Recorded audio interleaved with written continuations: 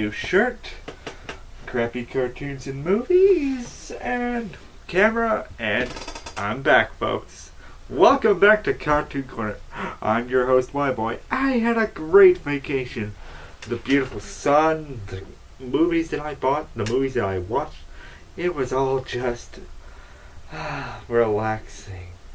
But I'm back to watch some stink bombs of movies and TV shows. So, where do I start today?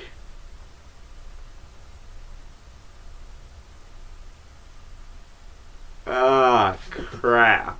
Who let the dogs out? Who let the dogs out? Who let the dogs out? Who let the dogs out? Yes, it's cartoon reality time. This is where I review a live-action movie that is an adaptation of a cartoon. Last time I reviewed It's a Girl in the Red Truck, Charlie Brown, and that movie can be described in one word: boring. So, what can Marmaduke be described in one word?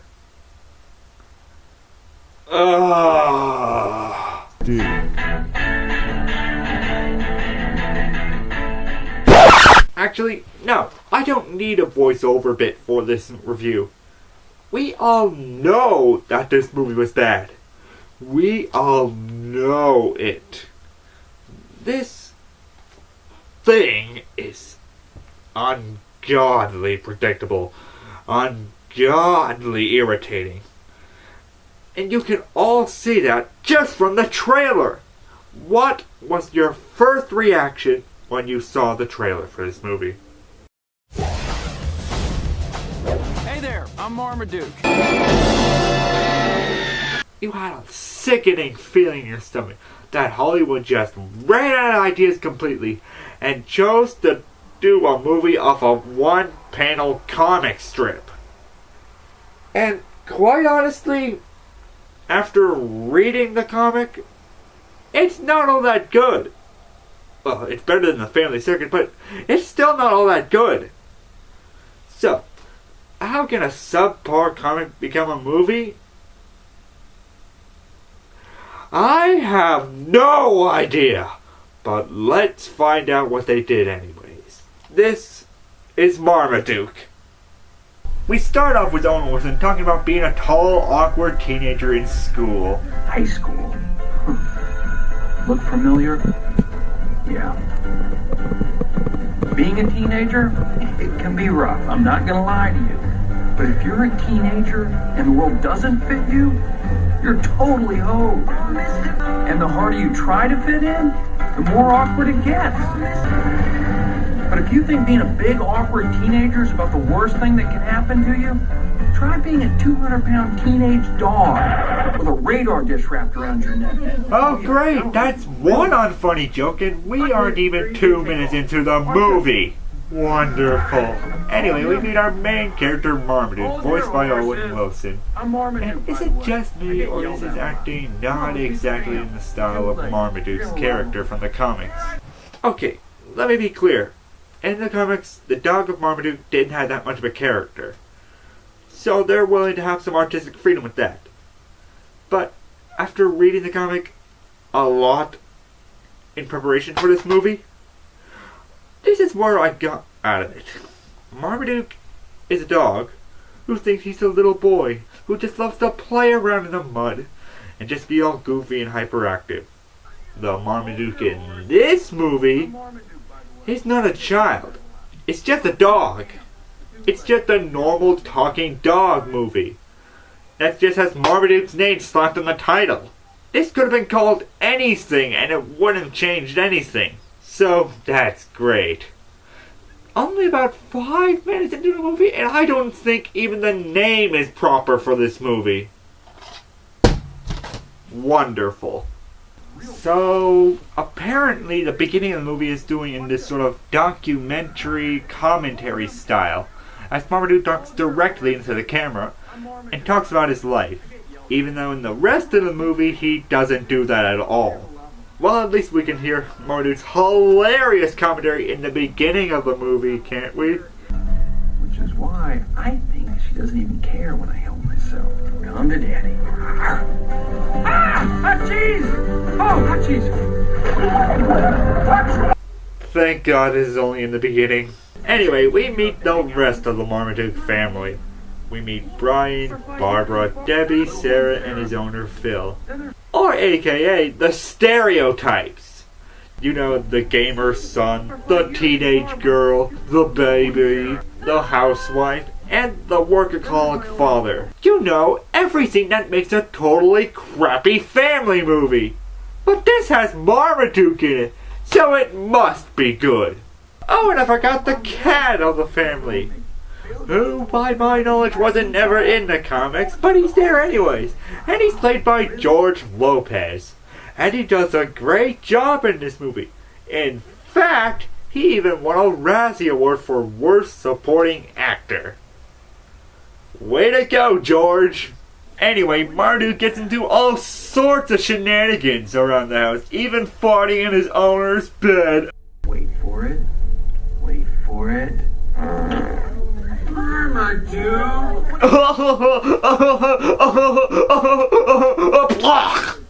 Before we move on to the actual plot of the movie, let's talk about the lip movement. In all honesty, it's subpar. Most of the time it just looks like the animals are chewing bubble gum. Really chewy bubble gum. But it's okay. But don't worry. If you're distracted by the lip movement in the beginning, the plot, the sickeningly basic plot, will make you completely forget about it. So while the plot is going on, Marmaduke's under his owner's bed, talking without moving his lips, of course. Phil tells Debbie about the job he just got at an organic pet food company called Bark Organics. And where is this company held? California. So after the producers do an OC plug, moving commences. Phil gives George and Marmaduke some meatballs, but while on the plane they realize the meatballs were drugged. A little funny. This is a horrible mistake. I requested executive class. I think Bill put something in our meatballs. Have you ever looked at your paws? I mean, really looked at them? Yeah. I followed you on many adventures, but into the great unknown mystery. I will go first, amigo. Timber! Bro, this whole sequence just feels like one pointless, unfunny gag, and could have been removed from the movie completely, and nothing would have changed. Whoa. Abruptly, we end up in California with more of Marmaduke's in-depth commentary. Yeah, hang on a second. Did you check out that doggy door? It fits! It's got an ocean view and a pool. This grass is so green. And this, by far, the nicest bathroom I've ever had. Speaking of which, little privacy, please. Okay, I gotta ask, do children just love poop jokes that much? I mean, the immature kids will get a chuckle out of it, but is it really that hilarious? I mean, seriously, writers, this is the joke that you always jump to in these family movies. Are you really that starved for comedy that you need to always jump towards the poop jokes? I mean, seriously, it's getting sad. Let's skip ahead a little to Phil and Marmaduke go into the park, and Phil meets his new quirky boss. You don't know your own best friend, Phil? Sure. I love dogs. I can tell a lot about a man by the way he treats his dog. That's why I like working out here. I can measure firsthand who I'm dealing with. Oh, isn't he hilarious? My God, Marmaduke, don't stop now with these wonderful characters. What character can we have next? Oh, I know. How about we have a tomboy character who Marmaduke will definitely never end up with, come along and befriend him immediately. I'm Maisie, by the way. Good to meet you guys. Hey, you come here a lot? It's the dog park, man. It's like high school for dogs. Oh, and Lacey, if you don't mind, could you go through all the stereotypes of the movie? That will just make this go a lot faster. First, you got your jaws. The only muscle they don't use is their brain. Oh. Then you got your drama geeks. We're innocent, don't shoot! Bang, bang. And over here, your mushroom heads. Somebody stop this thing, man, I gotta get off! Drugs movie? Really want to make that a running theme? Then there's your out-and-out juvenile delinquents. Just word of the wise. No. His girlfriend over there is Miss Perfect, Jezebel.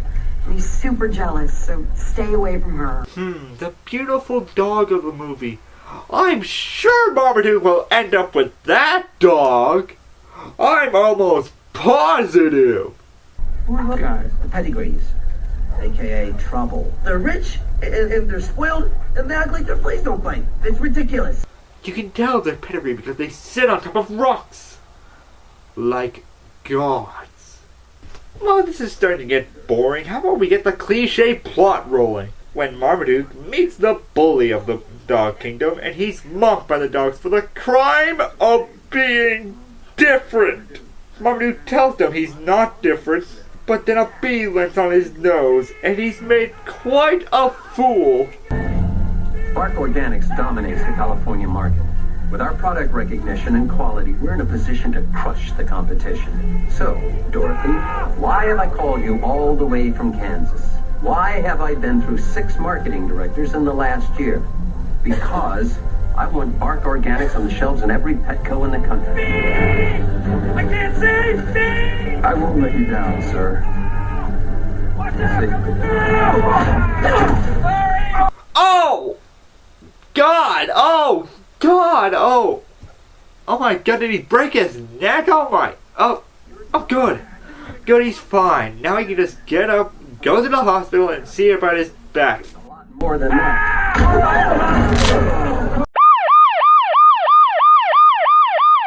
Okay, that doesn't have it, but it might as well have. Well, the zaniness continues at home as Phil signs up Brian for soccer, but uh-oh, he doesn't like soccer. And Phil continually embarrasses Barbara in front of her new friends.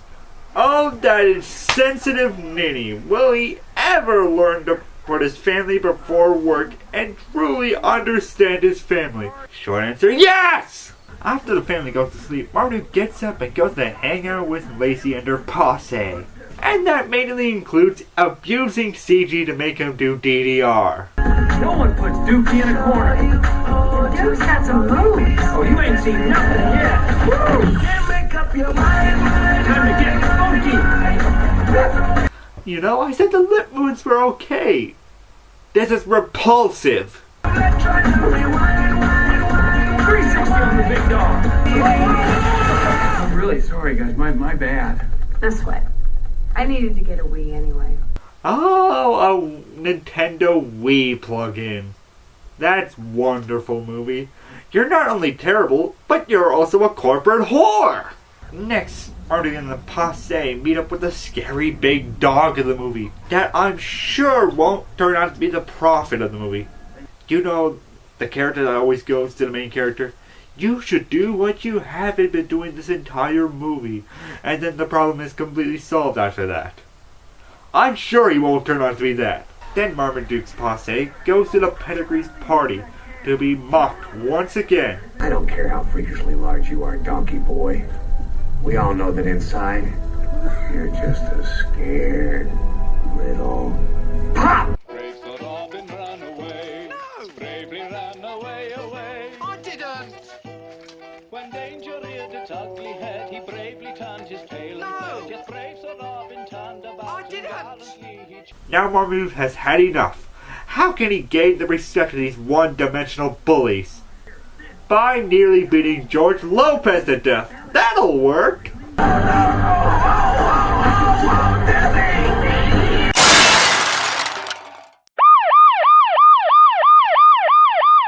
Okay, what is with this movie's themes of violence and drugs? First, we have drugged out dogs. We have Marmaduke and Lopez being drugged out.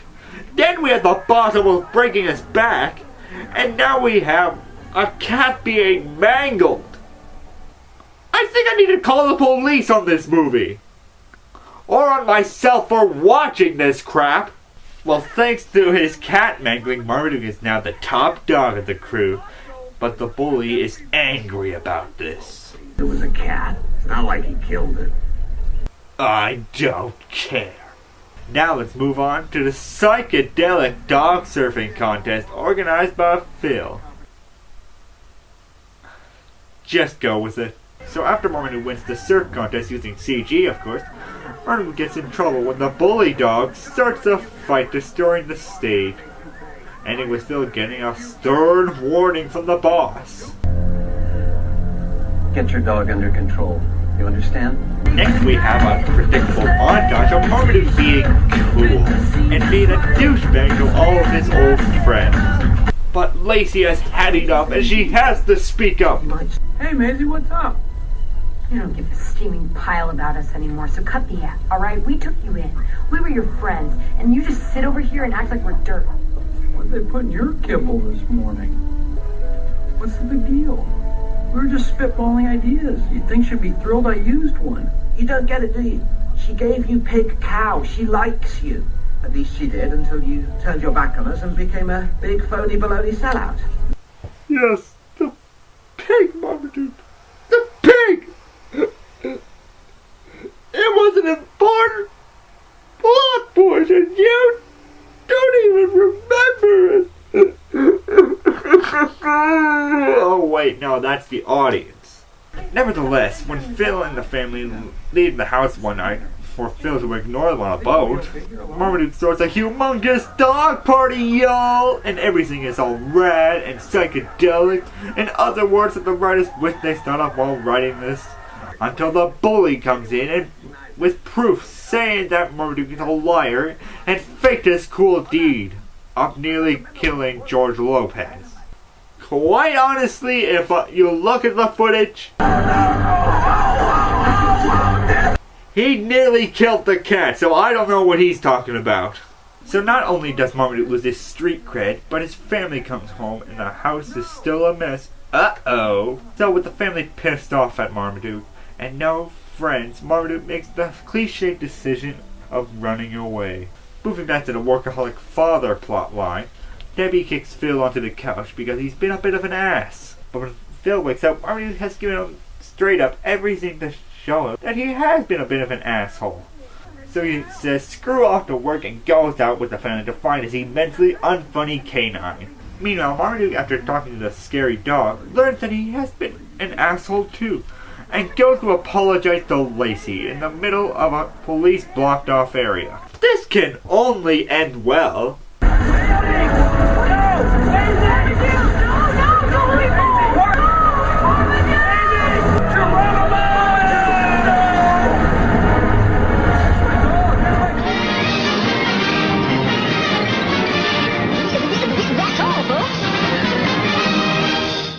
Nah, they're not dead. Marmaduke and Lacey just got washed away into the sewers.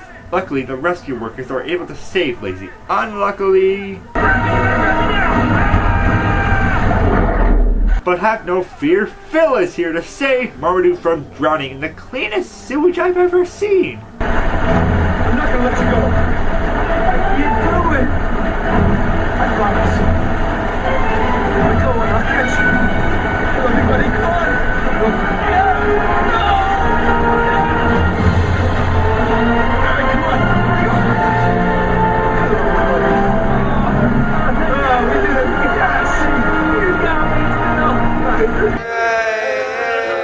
So Phil saves Marmaduke. Sitting on rocks is now open to any dog in the dog park. Lacey and Marmaduke get together. And it all ends with a CG dog dance party.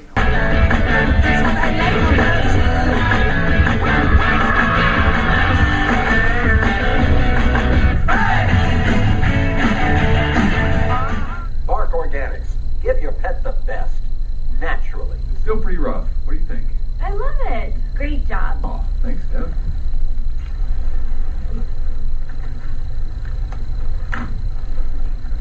Wait a minute. Oh, Marmaduke. Man, you got a serious problem. It never gets old.